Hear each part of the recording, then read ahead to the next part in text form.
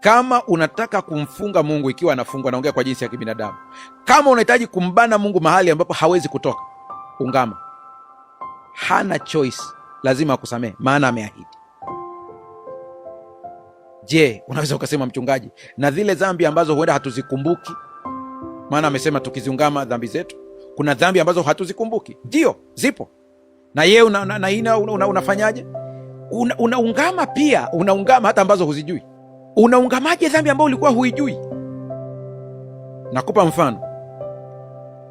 mfano wa maungamo. Sasa niko mbele za Mungu, ninaungama dhambi zangu. Nakupa mfano. Baba Mungu, ninakuomba uweze kunisamehe dhambi zangu ambazo nimekukosea.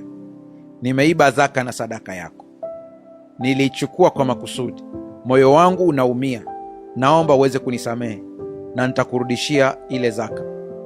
Lakini pia Mungu wangu, nisamehe dhambi zote ambazo sizijui na nimezisahau, naomba unisamehe. Tayari umeshamuingiza Mungu katika eneo ambalo hana namna, inabidi ya kusamehe.